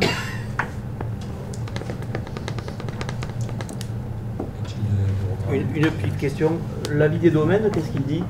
Parce que vous avez eu l'avis des domaines, mais il n'a pas donné une estimation de la valeur? Pas. Non. Non, absolument pas. On ne lui a pas demandé. Si, on lui a demandé, c'est Mais il a pas- obligatoire, mais il n'a pas il a- répondu dans les délais impartis. Oui. D'accord. Pour Madame Bardonange, quand même, il y avait, c'était logique, comme on était rentré en négociation, de ne pas le faire traîner pendant 2-3 mois. Au regard du prix au mètre carré, quand même, on est dans un secteur, je vous rappelle, c'est du gabaritaire, c'est-à-dire qu'un promoteur immobilier aurait pu monter un R+5 en tant que tel. Donc l'idée, c'est véritablement de préserver cette zone, d'avoir un projet d'ensemble avec la réhabilitation notamment de l'ancienne hôtel de ville pour que ça puisse faire écho, et également repenser le réaménagement du cœur de ville côté place Saint-Jacques infini, et ça dans un futur un peu plus éloigné. C'est la raison pour laquelle, au regard du prix, de toute façon, vu ce qui se pratiquait dans les environs, on est sur le prix. En tant que tel. On est à plus de 1100 € au mètre carré. Bon, il y a la construction, certes, évidemment, hein, Oui. par rapport à la surface du bâtiment et du terrain. Non, mais comme on avait entendu des bruits comme quoi ça allait être racheté. Par la commune, oui. Ouais, non, mais bon, après peut-être des immeubles, tout au moins des habitations, etc. Ouais. Avec l'ancien foyer. Enfin, bon, on entend plein de bruit sur Rognac, Oui, vous oui. savez. Hein, donc, voilà. Il y a un projet qui doit être cohérent, notamment au regard de ce qu'on est en train de penser Par rapport à l'hôtel de ville. par rapport à l'ancien hôtel de ville.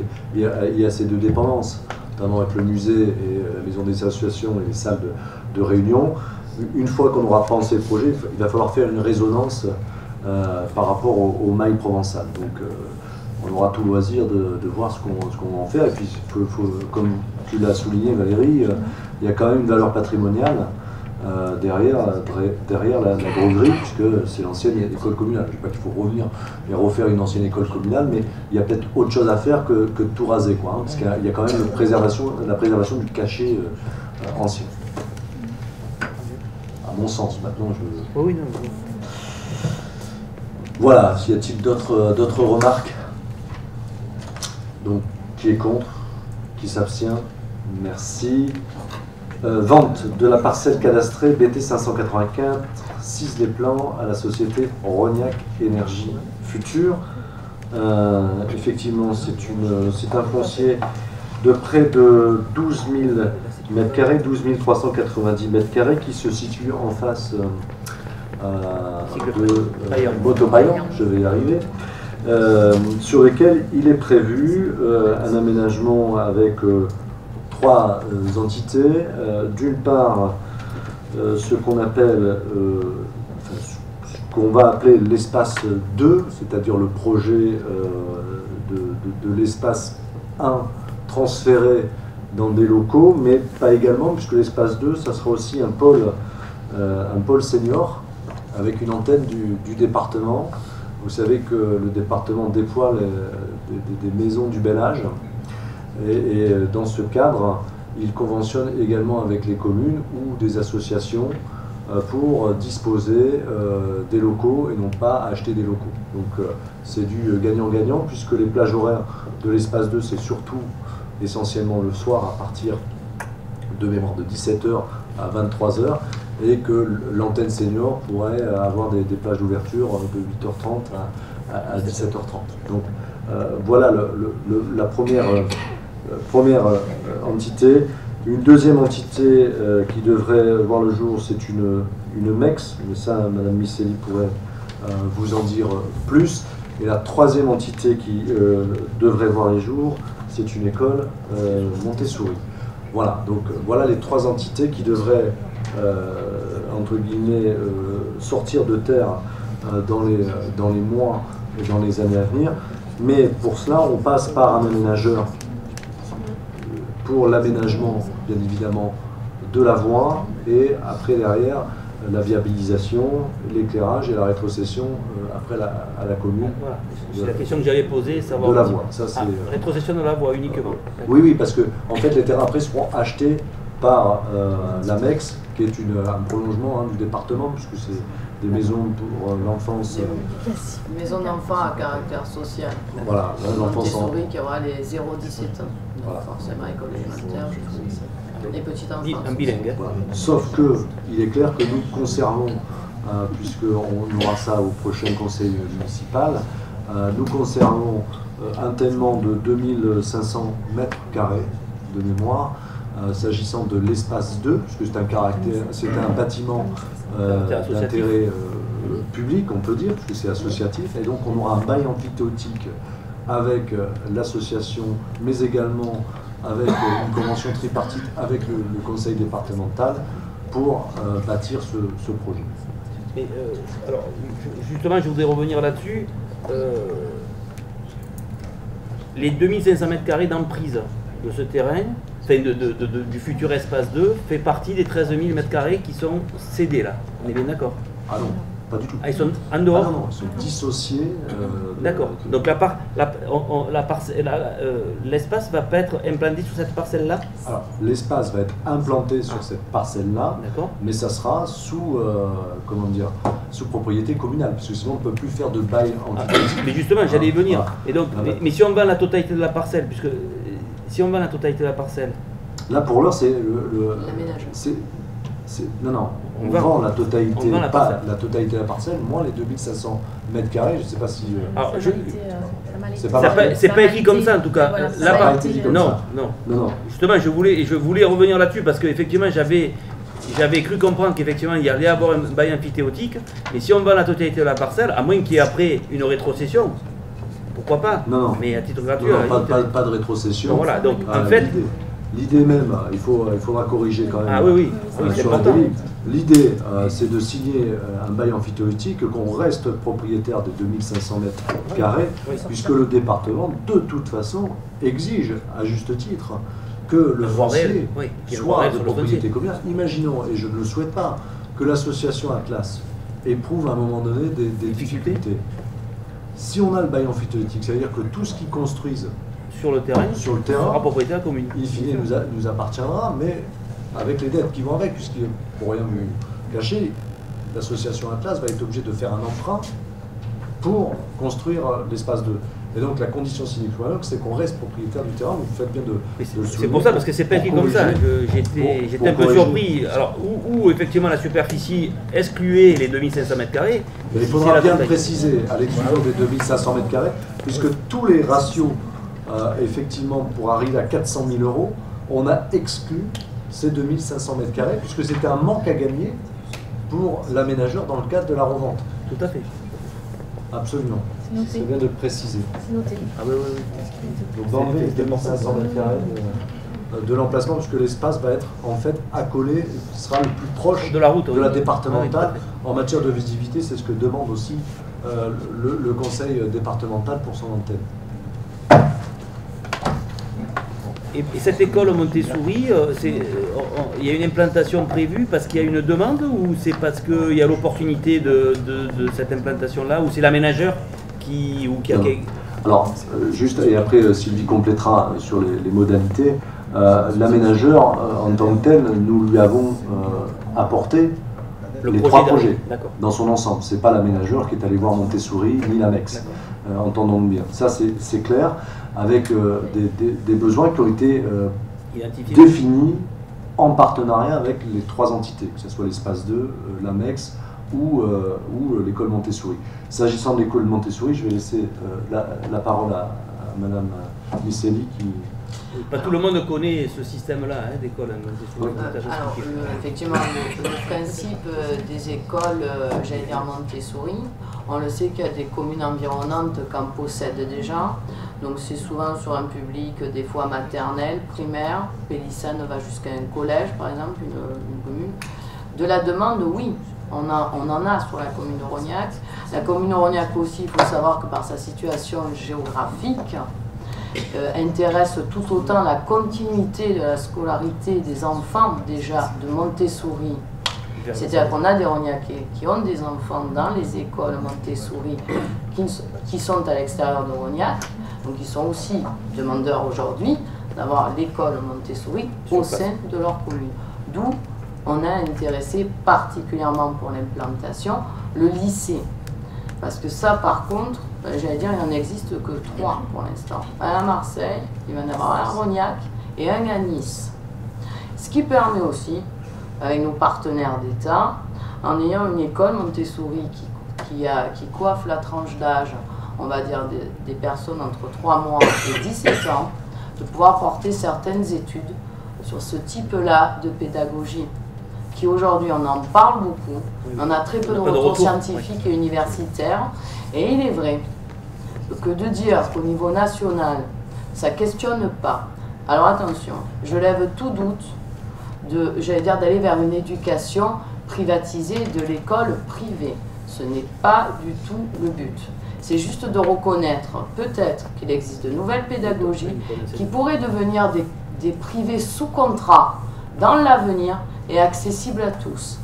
Différents, et on le sait, il y a certains privés, le fait d'être sous contrat, ont cette possibilité-là, j'allais dire, à des familles moyennes d'y aller.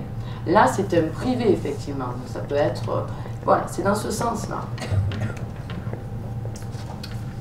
On serait pilote en la matière, en fait, sur lycée. Sur les études faites sur le lycée, notamment, j'allais dire, sur le baccalauréat et les élèves Montessori qui s'y présentent au niveau de Nice, ils ont de très bons résultats. Il faut le savoir, parce que c'est ou des enfants, j'allais dire, de par leur situation, qui voyagent énormément. Il faut prendre du recul dessus. Voilà. Ça nécessite, j'allais dire, de le questionner, cette nouvelle pédagogie. Bien, y a-t-il d'autres questions, remarques éventuelles? Donc on précisera bien dans la délibération, excepté les 2500 mètres carrés. Oui, c'est ça. Et donc de le découper au niveau du plan joint à la délibération pour que quand on arrive chez le notaire, il n'y ait pas de doute possible et pas redélibérer la prochaine fois. Merci. Alors qui est contre? Qui s'abstient? Merci. Alors, modification. Effectivement, une nouvelle fois. C'est que la troisième fois. De la délibération numéro 1714. C'est toujours la même chose, c'est pour la résidence intergénérationnelle. Il y avait une erreur matérielle, je suis obligé de redélibérer pour éviter tout contentieux en tant que tel.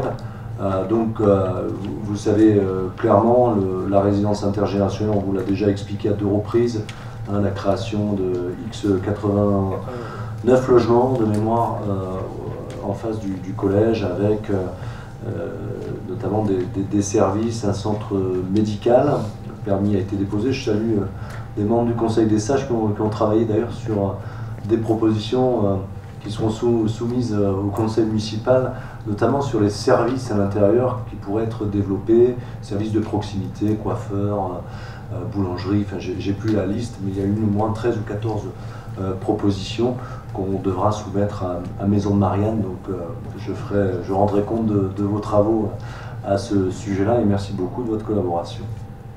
Voilà. Il n'y a pas de questions, je présume. En m'excusant, qui est contre, qui s'abstient, merci. La vente aux enchères d'un véhicule 4x4 qui était affecté au CCFF. Madame Fortet. Dans le but de moderniser le parc automobile et au vu des soucis d'approvisionnement des pièces, il a été décidé de procéder à la vente du 4x4 du CCFF qui avait 30 ans.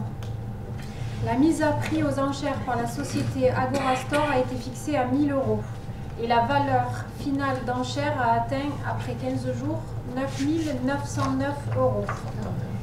Il est donc proposé au conseil municipal. Vous n'avez pas plus de voitures? Comment? S'il y en avait plus de voitures, ce serait pas mal quand même. C'est clair.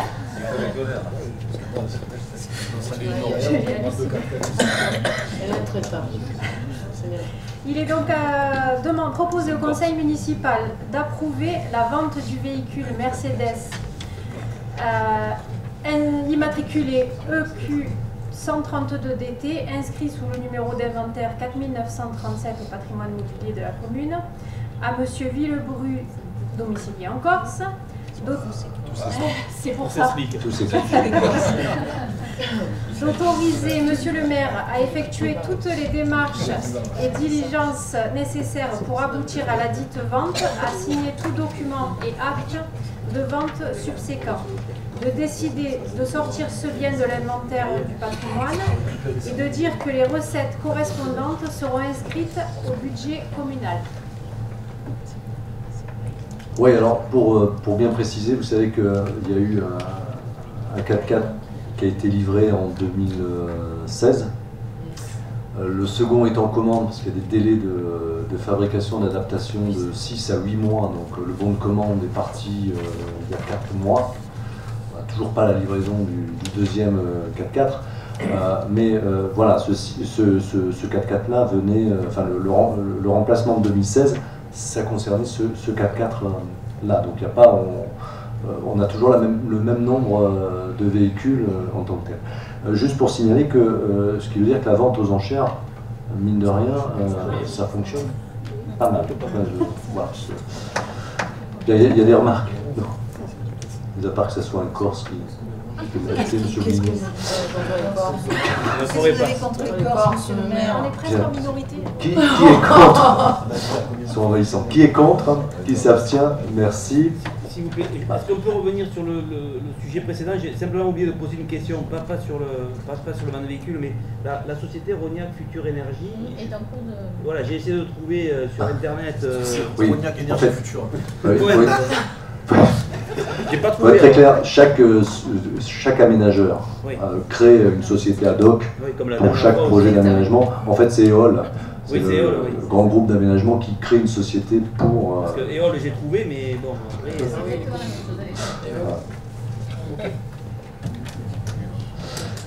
Voilà. Donc, on a voté pour le rapport 17. Oui. Bon, ok. Rapport numéro 18. Signature de la convention d'objectifs et de financement extrascolaire avec la caisse d'allocation familiale pour les accueils de loisirs sans hébergement. Oui, une formalité, c'est-à-dire la caisse d'allocation familiale, c'est un excellent partenaire, c'est tout simplement pour percevoir les recettes, notamment sur la prestation de services, sur les ALSH, donc sur nos 3 ALSH, Connu, la Plantade, le Mazé, le MAS. Donc après en avoir délibéré, ce qu'il est proposé au conseil municipal, c'est d'approuver les termes de la convention entre la caisse d'allocation familiale et la commune, qui est relative au financement des ALSH, vous l'avez en annexe, pour information, et d'autoriser monsieur le maire à signer la dite convention et tout acte s'y référant. Une formalité, bien sûr, mais nécessaire. Voilà, il y a des questions? Qui est contre?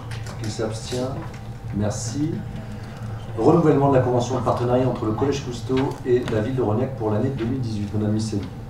Alors, on renouvelle donc cette convention entre le collège et la collectivité parce qu'on a mis à disposition des animateurs sur la pause méridienne du collège. À ce sujet, nous avons fait le bilan d'activité et il s'avère que ça a des effets très positifs. Notamment, c'est le principal qui nous a fait des très bons retours sur la nécessité d'avoir des animations, d'occuper les jeunes et de sensibiliser aussi certains jeunes à la citoyenneté dans notre atelier. Donc, après en avoir délibéré, ce qu'il est proposé au conseil municipal, c'est d'approuver les termes de la convention entre la mairie et le collège commandant Cousteau de Rognac, qui a été annexée, et d'autoriser monsieur le maire à signer la dite convention et tout acte qui s'y réfère. Ça fait aussi partie, j'allais dire, dans ce marché de l'UFCV, des activités supplémentaires et cette volonté de la commune d'avoir une politique éducative qualitative. Et bien au-delà, bien évidemment, sur le public ado et pré-ado, que touche bien sûr le collège. Il y a des questions? Non. Qui est contre? Qui s'abstient? Merci. Rapport numéro 20. Approbation de la convention de mise à disposition à titre gratuit de parcelles communales du domaine privé. Madame Miancourt, pardon. C'est aussi un renouvellement de convention avec l'association Mostamar qui chaque année organise les journées mondiales des zones humides. Donc la convention est là pour les autoriser à utiliser les parcelles communales à titre gratuit pour leurs manifestations. Donc on vous demande d'approuver la convention de mise à disposition et d'autoriser le maire à signer la dite convention. L'occasion de saluer quand même Nostamar parce qu'ils sont en train de faire des travaux d'aménagement et l'observatoire, vous savez qu'on a financé une partie. Ça sera inauguré en tout cas. Ça sera d'accord, ok. C'était pour... ok. Voilà. Des remarques, des questions? Qui est contre? Qui s'abstient? Merci. Et le dernier rapport, mise en place du droit de préemption des fonds de commerce, des fonds artisanaux et des baux commerciaux. Madame Bageux. Donc la préemption, donc nous avons une première loi, donc je vous fais grâce des numéros, en 2005 sur les petites et moyennes entreprises. Elle a été modifiée donc ensuite en juin 2014 et donc elle introduit dans son article 58 un droit de préemption donc au profit des communes sur les cessions donc des fonds artisanaux, des fonds de commerce, des baux commerciaux. Donc l'objectif de cet outil est de maintenir donc la vitalité, bien évidemment, la diversité du commerce de proximité, qui est quand même assez cher à Rognac, et donc de préserver l'animation urbaine des centres-villes et des alentours. Donc la commune de Rognac, soucieuse de l'attractivité de son centre-ville et de son dynamisme, a déjà pris donc plusieurs mesures, notamment au travers du PLU. Notamment le linéaire donc, sur l'avenue Jean Jaurès donc, qui est préservé, ainsi que la création donc, du service économique dédié au tissu économique à sa redynamisation. Cependant, malgré toutes ces mesures et les crises économiques que l'on peut apercevoir et subir, j'en ai perdu mon fil, voilà. J'ai perdu mon fil, j'en suis désolée. Nous souffrons quand même d'une augmentation. Je suis là. Nous souffrons quand même donc de ce que l'on appelle la vacance des commerces ou des friches commerciales, la diminution de la diversité commerciale en termes d'activité et en termes de typologie donc, de commerce. Donc cette instauration de ce droit de préemption constitue donc un élément complémentaire d'accompagnement de politique communale en matière de commerce. Vulgairement parlant, je me plais à dire qu'un commerce avec un rideau fermé, ce n'est pas bon pour les commerces d'à côté, ni pour la population et ses administrés. Donc la présente délibération a pour objet de définir le périmètre de sauvegarde du commerce et de l'artisanat, périmètre au sein duquel donc, la collectivité peut exercer son droit de préemption. Donc, vous avez en annexe le plan du PLU avec les zones. Donc elles sont reprises, c'est les zones à urbaniser, les zones économiques, industrielles et commerciales. Il convient de préciser qu'un établissement dont une vitrine ou une façade au moins incluse donc, dans le périmètre en fait partie entièrement, même si son adresse postale n'est pas sur la commune, vous voyez, en dehors. Donc après en avoir délibéré, il est proposé au conseil municipal donc, de valider le périmètre de sauvegarde du commerce et de l'artisanat et d'instituer le droit de préemption des fonds de commerce, fonds artisanaux et baux commerciaux dans toutes les zones urbaines à urbaniser, économiques, industrielles et commerciales délimitées par le PLU, approuvé par délibération. D'autoriser, monsieur le maire. Tu finis? Oui, pardon. Je t'autorise, monsieur le maire, au titre de l'article du Code des collectivités territoriales, à exercer au nom de la commune ce droit de préemption. Et enfin, d'autoriser monsieur le maire à signer tout acte et document à intervenir. Oui, il manque la légende. Oui, tout à fait. D'autre part, dans les faits, comment ça va se passer si en admettant qu'on fasse jouer ce droit de préemption sur un commerce qui arrête son activité, comment ça va se passer? Alors, on va racheter le bien? On va racheter le bail? C'est pas qu'il arrête, c'est qu'il vend. Hein, c'est comme le droit de préemption. Il a un acquéreur, il vend, boum, on préempte. Donc on rachète effectivement le fonds de commerce. En fait, c'est du portage. Tout à fait. Il faut être très clair. Le but étant, d'après, de très vite trouver un nouvel acquéreur. Mais il est vrai que pour préserver le commerce, pour aussi la diversité des commerces de proximité, avoir ce droit-là comme... malheureusement, on ne peut pas l'avoir, mais le droit de préemption sur les zones agricoles, oui. Ça permet d'avoir un regard sur ce qui se pratique au niveau de notre activité des commerces de proximité, chose qu'à l'heure actuelle nous n'avons pas. Hein. Et donc il vaut mieux prévenir, ça ne veut pas dire qu'on va l'exercer à tir d'arigot, le but c'est pas ça du tout, hein. Il y a l'initiative privée doit jouer pleinement son rôle, mais ça préserve de toute mauvaise surprise, le cas échéant, sur un commerce où l'activité n'est peut-être pas le bienvenu dans un tissu urbain par exemple. Non, mais ça veut dire que si demain on préempte sur une zone, enfin, par exemple dans le boulevard Jean Jaurès, on a un commerce qui ferme, qui vend son activité. Par exemple, s'ils veulent vendre à un coiffeur. Voilà, par exemple. Si on estime que le coiffeur, nous en avons 12 par exemple sur la commune, et que par la redynamisation du tissu économique, on estime qu'un 13e coiffeur ne serait pas opportun. À ce moment-là, on pourrait donc préempter et proposer et voir un portage sur un autre commerce qui serait d'actualité pour la commune. Par exemple. Oui, alors ça c'est pas possible au niveau du PLU, c'est pas possible. C'est ce que Valérie expliquait dans l'exposé. Au niveau du PLU, on avait travaillé justement sur les artères commerciales pour que ça reste, puisqu'on n'avait aucun outil à travers le poste. Ça c'est plus possible. Après, par rapport à la vacance des locaux commerciaux, bon après c'est aussi délicat de remettre son affaire, c'est pas si simple que ça de trouver un repreneur. Il y a des outils incitatifs sur les taxes, sur les logements, les locaux commerciaux vacants. Mais c'est pas l'objet de la délibération. Voilà. Il y a d'autres questions? Non. Bon, on va passer au vote. Qui est contre? Qui s'abstient? Merci. Le conseil, enfin l'ordre du jour étant épuisé, je vous souhaite une bonne soirée et de très bonnes fêtes de fin d'année si on ne se voit pas avant.